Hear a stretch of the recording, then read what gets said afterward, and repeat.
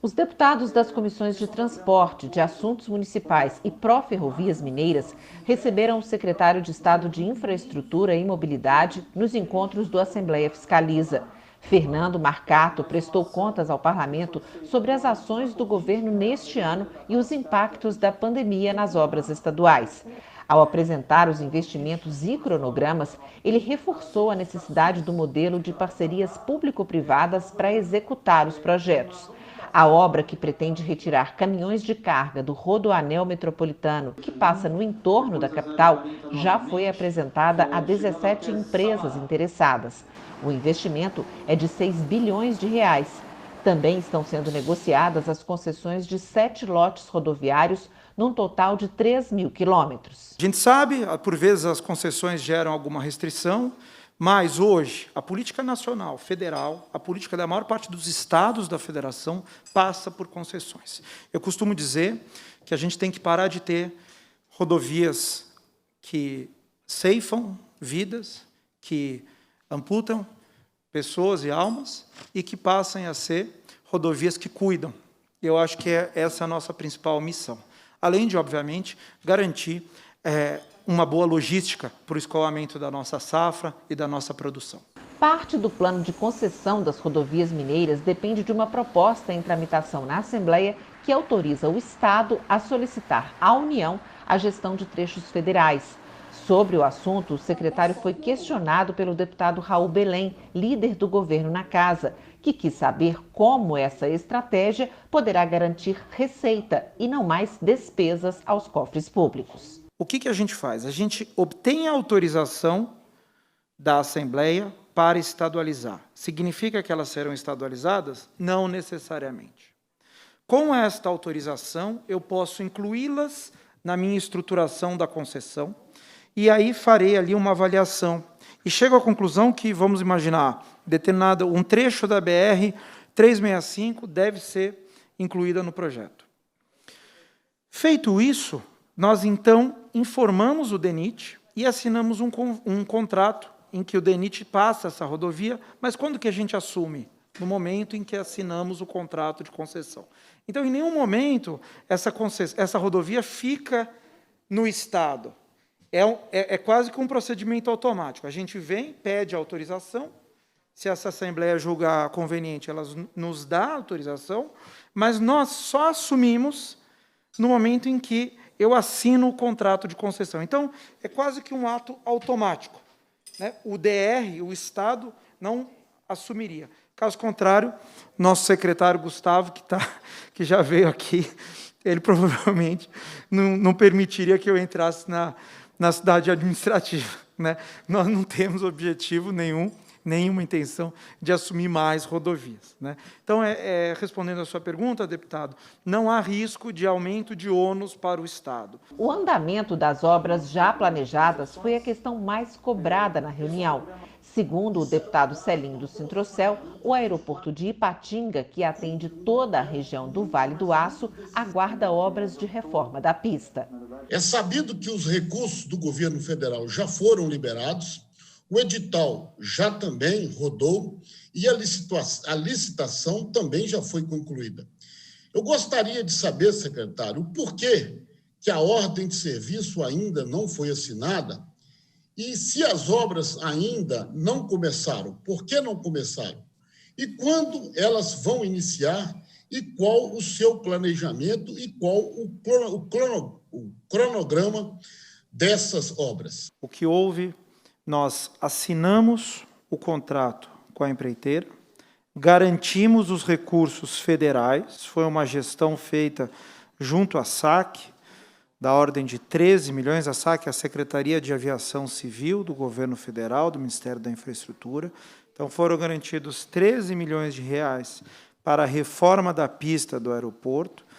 O DR fez a contratação e, pouco antes da eleição, nós estávamos prontos para iniciar a obra. De maneira repentina, recebemos a informação da AGU Federal, isso infelizmente, inclusive fora do controle do Ministério da Infraestrutura, mas um posicionamento da Advocacia Geral da União, que, apesar das eleições serem municipais, o governo federal não poderia repassar recursos ao Estado em período pré-eleitoral. Isso foi um parecer que foi uma mudança de posicionamento da AGU, não estava no radar de ninguém, nem do governo do Estado, nem do governo federal. Tivemos que acatar, por se tratar de um parecer jurídico, e aí, como os senhores sabem, nós entramos no período das chuvas. Também esperam o fim do período chuvoso trechos das rodovias MG 105 e MG 409, que passam por cidades do Vale do Mucuri, como Pavão e Águas Formosas. Segundo o deputado André Quintão, essa é uma cobrança feita ao governo desde a edição de outubro do ano passado do Assembleia Fiscaliza. Uma situação como a daquelas estradas traz muitos prejuízos econômicos, o deslocamento de pessoas que precisam do tratamento de saúde na alta complexidade. Por exemplo, tem que se deslocar de Águas Formosas até Teófilo Otoni. O escoamento da produção, seja da agricultura, da pecuária, o deslocamento das pessoas, o deslocamento dos estudantes que vão lá em Teófilo Otoni, né, que é um centro com várias universidades, inclusive a Universidade Federal do Jequitinhonha e do Mucuri. É inaceitável ter uma situação como estão aquelas estradas, e principalmente também o risco grave de acidentes, a danificação de veículos, o prejuízo econômico e de vidas humanas. A sua cobrança é muito oportuna. Eu recentemente estive com o nosso governador, ele esteve em Teófilo Otoni e me perguntou dessa rodovia, chamou a atenção, nós sabemos, ele foi cobrado pela população e nós, obviamente, vamos iniciar essas obras já passado o período de chuvas.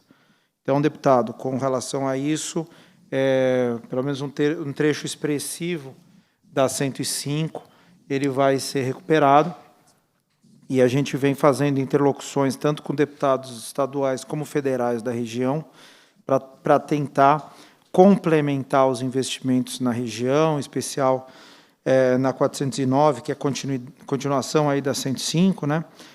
Para tentar trazer mais recursos para essa região, que é uma região que carece realmente de investimentos, precisa de investimentos, até dado o perfil socioeconômico, e nós estamos, então, muito atentos. Então, prestando aqui contas ao senhor, trouxemos aqui no nosso slide esse projeto, ele se inicia já no ano que vem, passado as chuvas entre fevereiro e março. As estradas do norte de Minas também estiveram na lista de cobranças dos parlamentares. O secretário falou da necessidade de parceria entre o governo e a Assembleia, por meio de emendas dos deputados, para levantar recursos. A CENFRA permanece à disposição para pensar com o senhor, com o restante dos deputados do norte de Minas, as melhores soluções para o desenvolvimento dessa região, que é, de fato, a região que depende, né, de maior desenvolvimento econômico-social no Estado, e nós estamos aqui para isso, para, em conjunto com a Assembleia, fazer esse esforço para garantir os necessários investimentos. A concessão de equipamentos públicos à iniciativa privada foi outro ponto de questionamento. O estádio Mineirinho faz parte desse processo e as federações esportivas que funcionam lá receberam prazo para desocupar o espaço, situação que preocupa o deputado Coronel Henrique. Nesses quase 2 anos de governo, nós temos observado um abandono tanto das políticas quanto dos equipamentos, né? E o senhor sabe muito bem que o senhor recebeu a responsabilidade da administração do Mineirinho, e também, além do Mineirinho, eu gostaria de conversar com o senhor sobre o prédio das federações, ali na Avenida Olegário Maciel, que também pertence ao Estado. Eu recebi, após uma audiência pública que nós realizamos nessa casa, nós recebemos a informação de que as federações esportivas do Estado ganharam um prazo para desocupar as salas lá do Mineirinho. Nós, nessa audiência pública, solicitamos que esse prazo que o Estado deu de 1 ano após as federações terem sido notificadas, que foi em junho, que nós estamos no meio de um decreto de calamidade pública, secretário. As nossas federações e o nosso esporte sobrevive com a gestão e com a dedicação de anônimos, quase sem recurso financeiro nenhum, e o pouco recurso que eles possuem são recursos dos eventos esportivos.